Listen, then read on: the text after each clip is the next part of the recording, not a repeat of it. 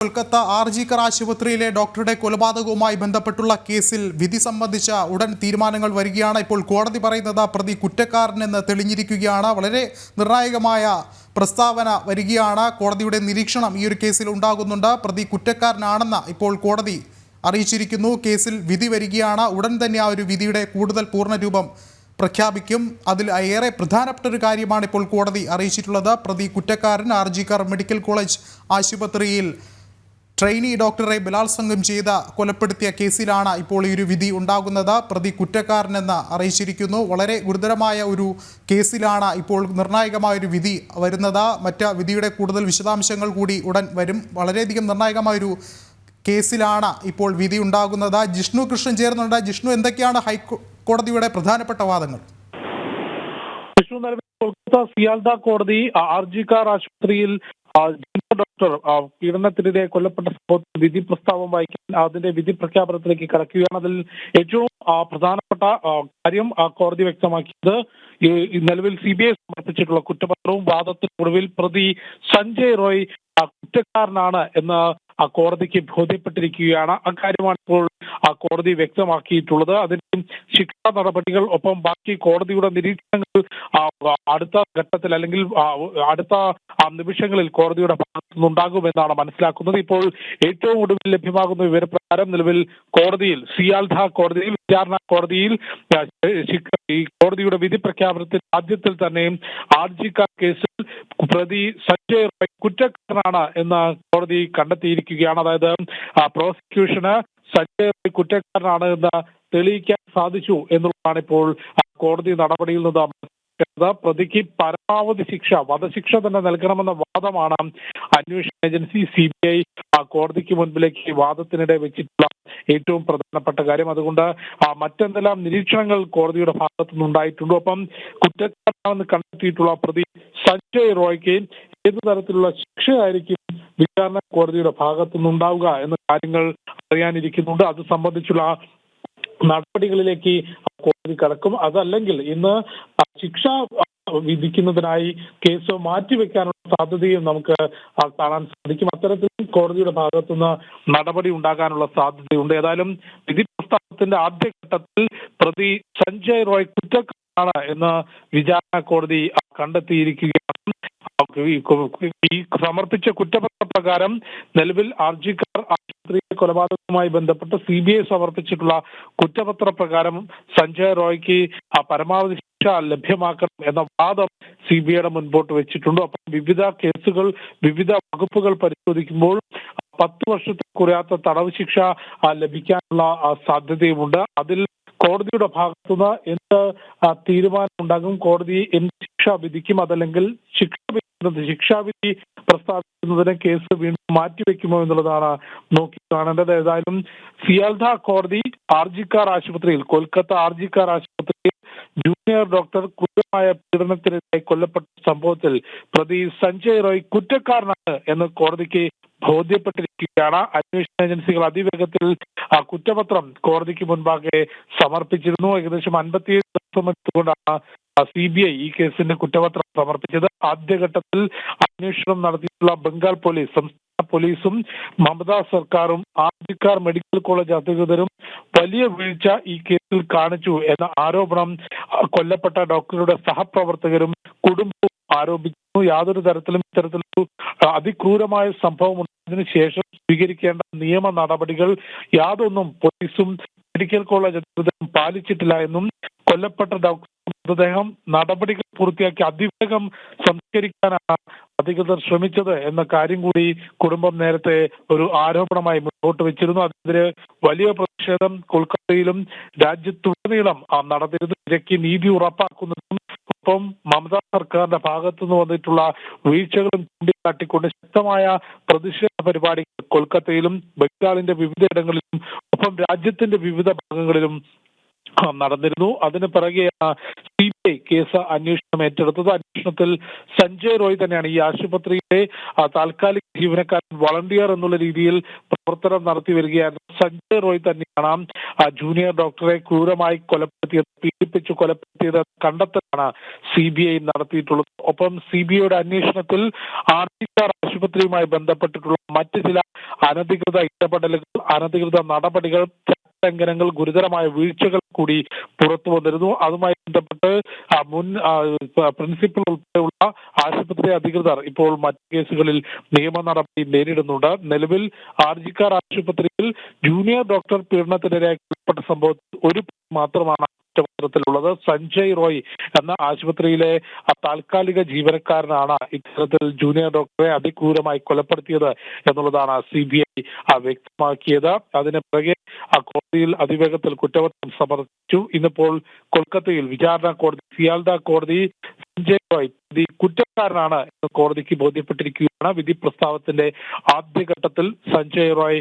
കുറ്റക്കാരനാണ് എന്ന് കോടതി വിധിച്ചിരിക്കുകയാണ്. ശിക്ഷാ നടപടി അല്ലെങ്കിൽ അടുത്ത ഈ കോടതിയുടെ നിരീക്ഷണം, കണ്ടെത്തലുകൾ, ശിക്ഷാവിധി അതെല്ലാം പിറകെ ഉണ്ടാകും എന്നാണ് മനസ്സിലാക്കുന്നത്.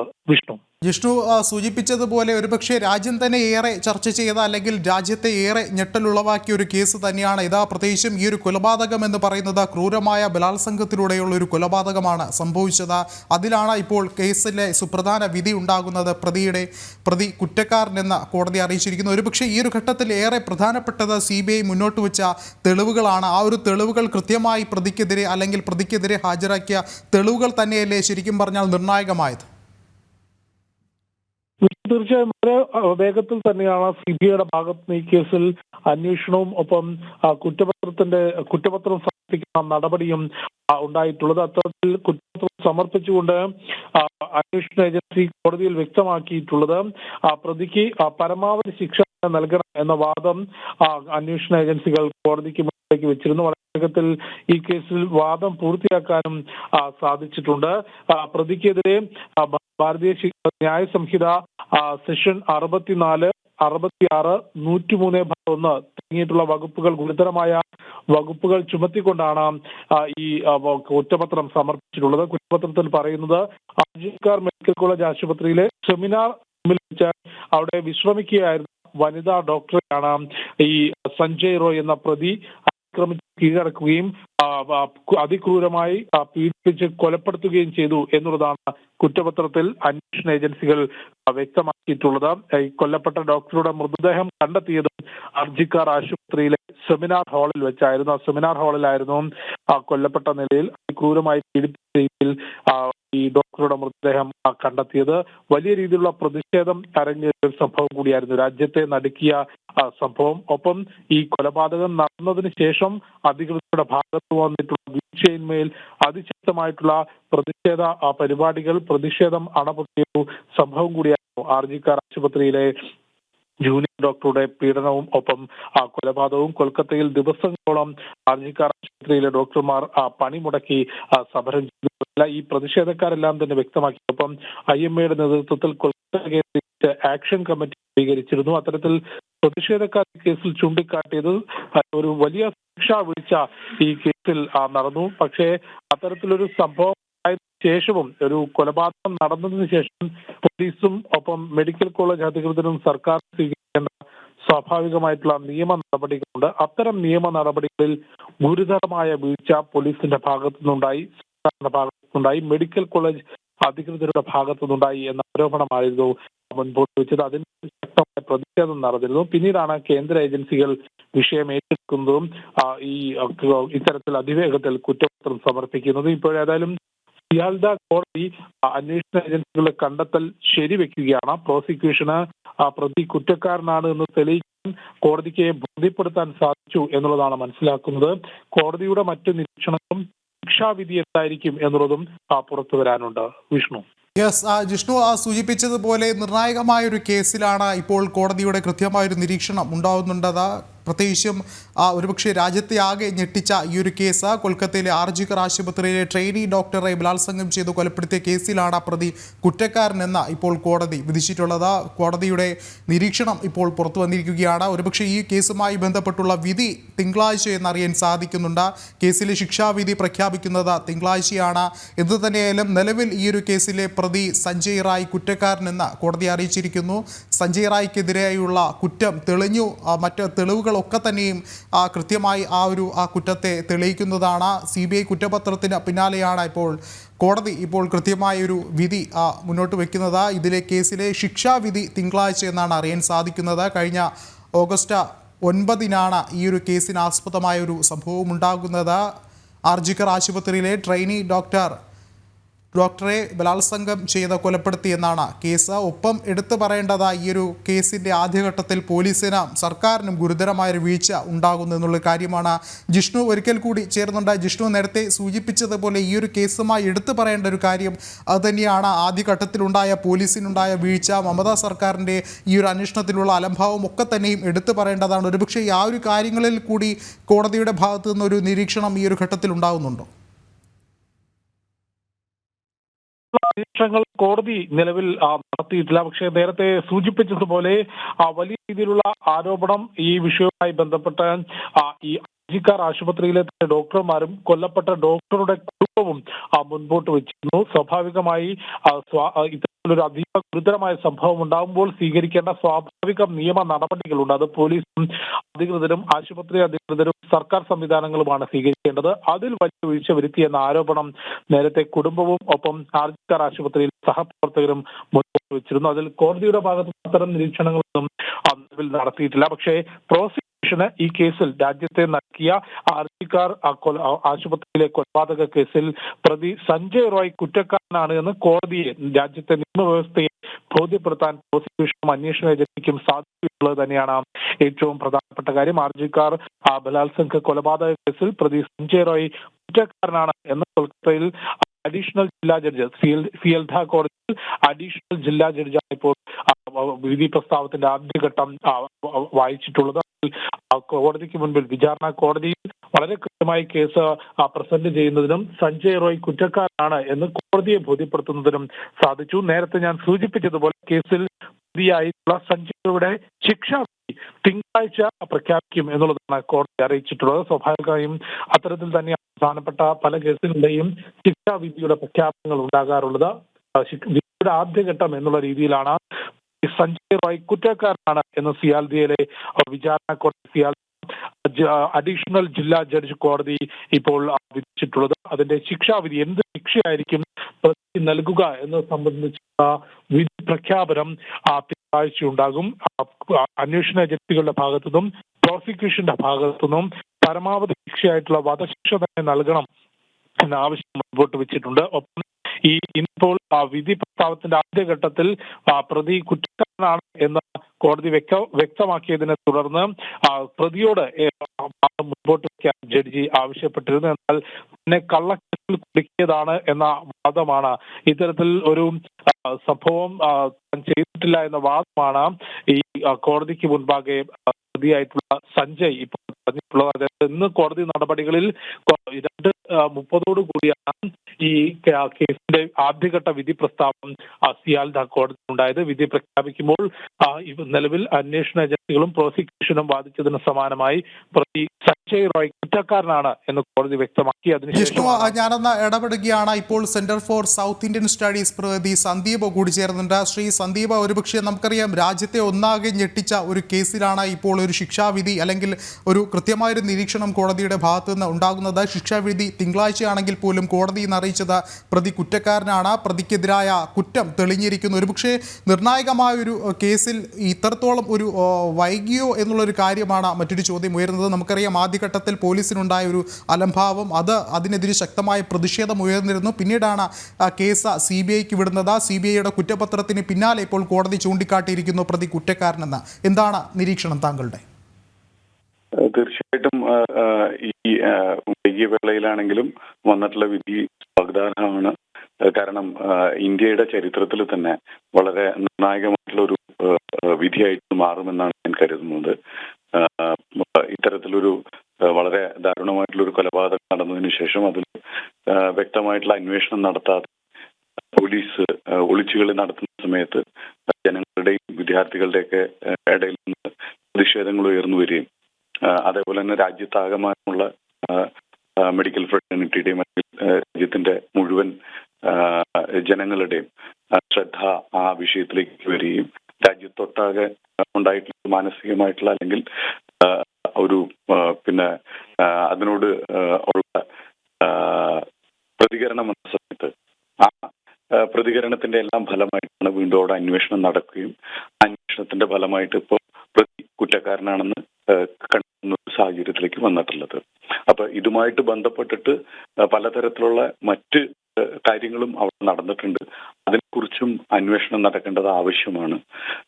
ഈ വൈകിയ വേളയിലാണെങ്കിലും ആ ഇരയ്ക്ക് കിട്ടുന്ന ന്യായം അത് പൊതുസമൂഹത്തിന് മുഴുവൻ ഇത്തരത്തില് ഒരു ന്യായമാണ്.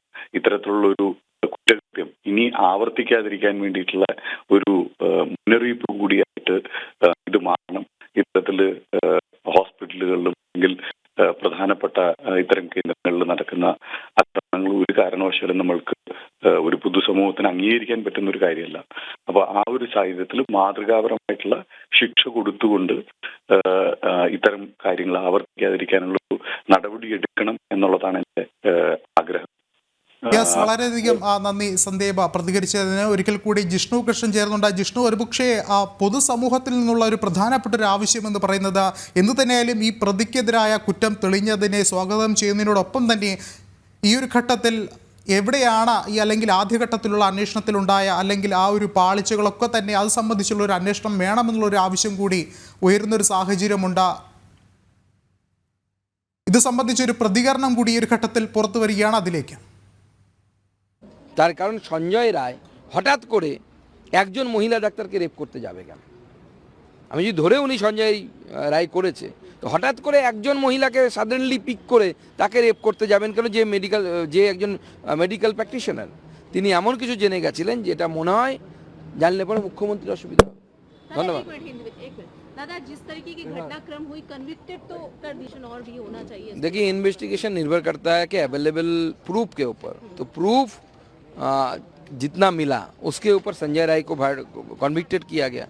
5 दिन जैसे मैंने पहले बताया, कलकत्ता पुलिस ने इन्वेस्टिगेशन किया।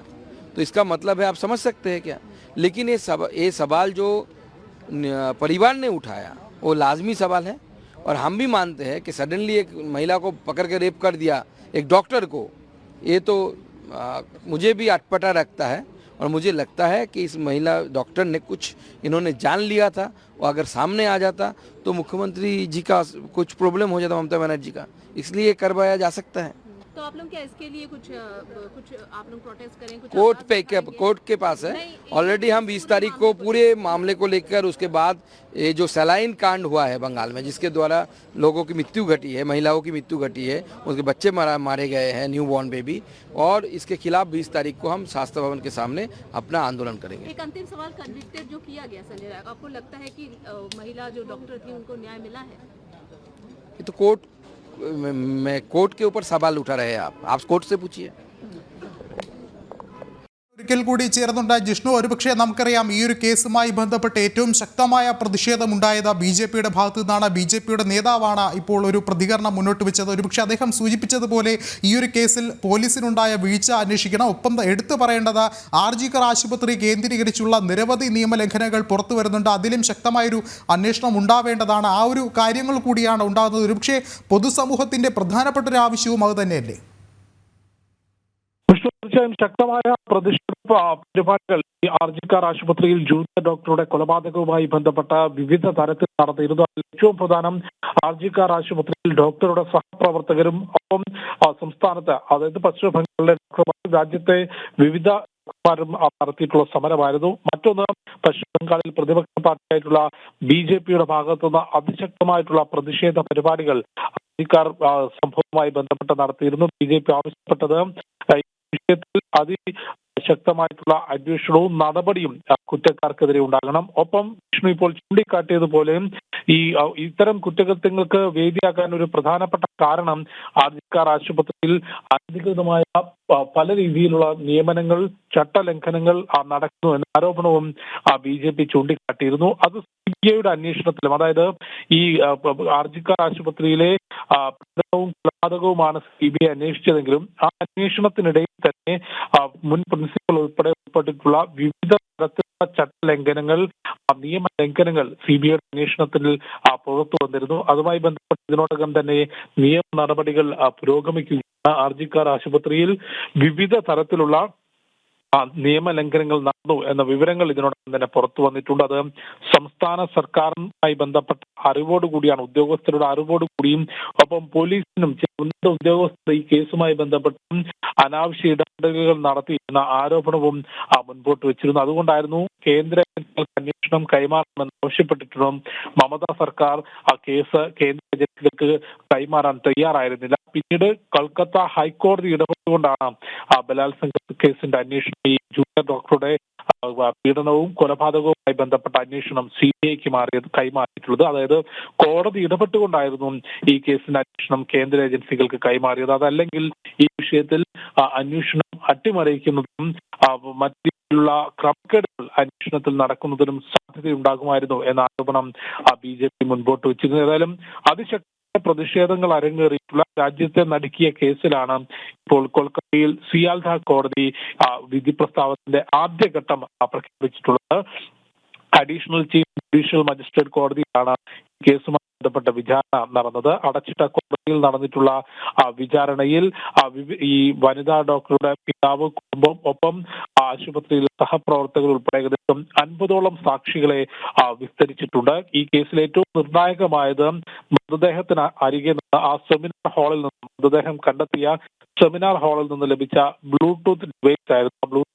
ബ്ലൂടൂത്ത് ഡിവൈസ് ഉപയോഗിച്ചത് ഈ RGKR ആശുപത്രിയിൽ താൽക്കാലിക ജീവനക്കാരനായി, സെക്യൂരിറ്റി ജീവനക്കാരനായിട്ടുള്ള സഞ്ജയ് റായുടേതാണ് എന്ന് തിരിച്ചറിഞ്ഞതായിരുന്നു ഈ കേസിലെ ഏറ്റവും നിർണായകമായ കാര്യം. ഒപ്പം CCTV ദൃശ്യങ്ങൾ പരിശോധിച്ചു. CBIയുടെ കുറ്റപത്രത്തിൽ പറയുന്നത് ഈ RGKR ആശുപത്രിയിൽ ഡ്യൂട്ടിയിലുണ്ടായിരുന്ന ജൂനിയർ ഡോക്ടർ ആശുപത്രിയിലെ ഈ സെമിനാർ ഹാളിന് സമീപം വിശ്രമിക്കുകയായിരുന്നു. അതിനിടയിലാണ് സഞ്ജയ് റോയ് എത്തിയത്.